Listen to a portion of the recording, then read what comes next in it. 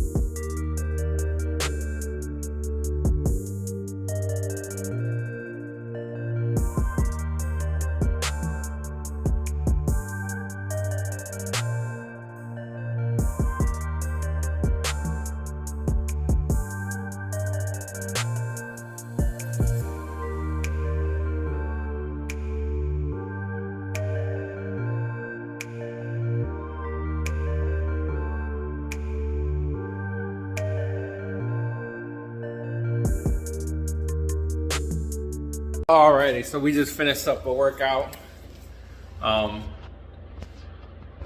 We did 4 sets of 5 at 380 on deadlift, which felt really good. My glutes were on fire. They were on fire. Felt really good. Lower back wasn't sore whatsoever, so I felt like my form was pretty good. My glutes were on fire. They were like on fire, but felt really good. So pretty close to 405, 25 pounds off, which is I got to do AMRAP after our workout next week. After the working set next week, so that'll be interesting. I did the deadlifts. I did some lat pull downs. I did a drop set on lat pull downs like I did earlier this week. I started at 1, 2, 3, 4, 5, 6, 7 on the 7th rung, and then I worked my way up to the 2nd rung. I did that with just normal lat pull downs, and then after that, I did a superset with a close grip pull down, and a stiff arm pull down. And then I just finished off my workout with some bent over rows. I did a set of 225, which was a decent form, I guess. I tried not to do the little swaying hump air movement that people do.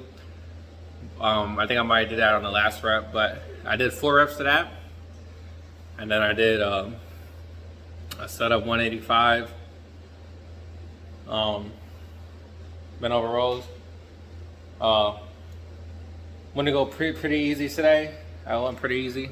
I didn't do a whole lot, but it felt like a really good back workout, especially the deadlift session went really well, so I'm happy about that.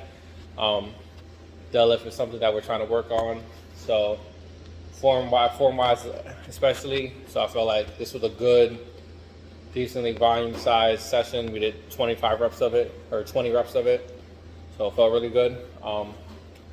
Tomorrow we got legs, and then I think this is our 3rd week. Yeah, this is our 3rd week. Next week is start of week 4, and after that we'll be halfway through the squat and deadlift program. The bench program is 13 weeks long, I believe, and we PR on the 13th week. As for the other 2, we PR on week 9. So we're working our way through. We haven't set exact goals yet. Obviously, each little mini series that I have going on, I have like road to 500 squat, deadlift, 405 bench. Obviously those aren't going to be what we hit. I wish that'd be amazing, but those most likely aren't what we're going to be hitting when we go for PRs. But those just are Those are like our big milestones that we're shooting for. And then 405, 4-plate bench has been my milestone since I hit 315. For squat, for deadlift, it's been 500 for a fat minute as well. Squat, on the other hand, I didn't really have a goal. I went and hit 405, a clean 405, which I was 385, so 20 pounds off. So it wasn't a big milestone, but that was a small milestone. But really, after I hit 405 on squat, 405 on bench and 500 on deadlift, my next big milestone is 1500 total. Which, if I would hit the 5, 5, and 405, that would be 1405. I'd be 95 pounds off, which would most likely come from the squat and deadlift, because the benches once I hit 400, who knows? But I would logically, I think that my bench would slowly increase, not dramatically compared to deadlift and stuff.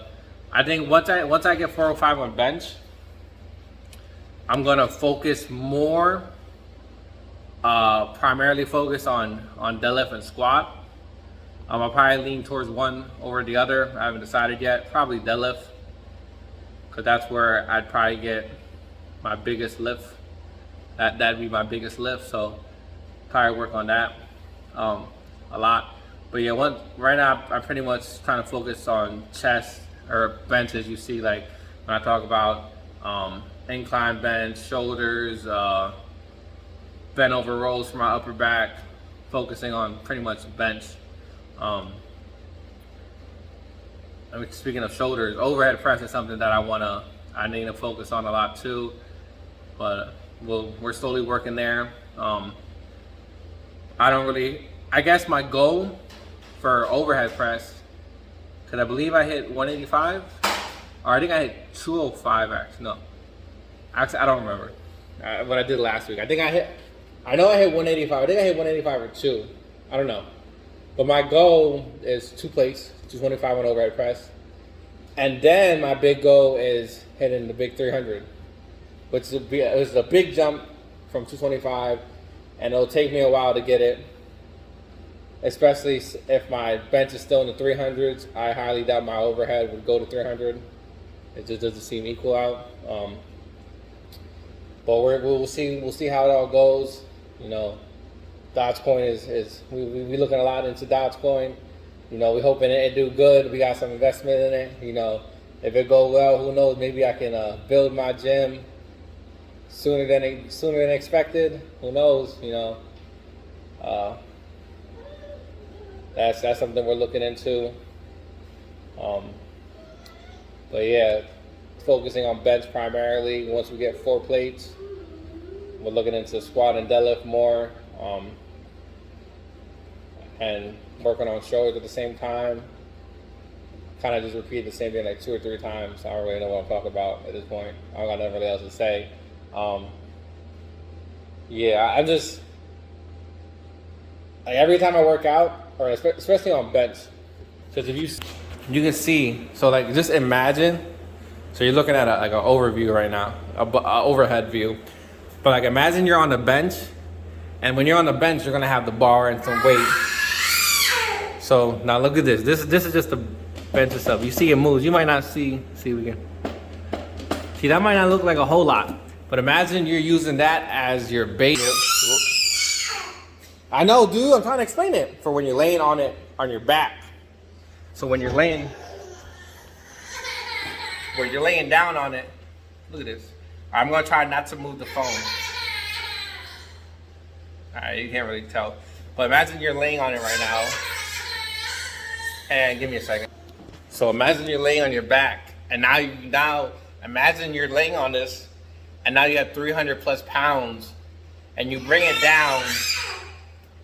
And obviously, for some people, like me, my right arm is stronger than my left. So naturally my shit will lean to the right. So that doesn't help when this moves. Now, I'm naturally strong on my right, and the bench is moving. All my shit is gonna lean one way. So that makes it very difficult, especially when I'm trying to press and I'm not able to keep it pretty even. One, because one arm's stronger than the other, but also because the benches move. So like now I gotta deal with trying to even it out while I'm in the middle of the lift. But I'm already trying to keep it even to begin with because one arm's stronger than the other. So I know for a fact, at least on bench, because obviously squat doesn't really have anything to do with it because I just unracking on the squat. And deadlift, you don't use the rack. Overhead press, I don't think will have an effect on it. But for bench, I know for a fact that my bench will increase dramatically once I get a setup where the bench is attached to the whole rack and is actually stable. I know this for a fact. I don't know how big of a difference, but I know it'll make a difference. I know it'll make a difference for a fact. So, and alone that would probably help with, that would probably go over to my incline bench as well because I'm using the same bench. Maybe even dumbbell pressing by chance because I'm still using it. But I know for a fact my bench will increase dramatically, most likely. But it will increase once I get a new setup.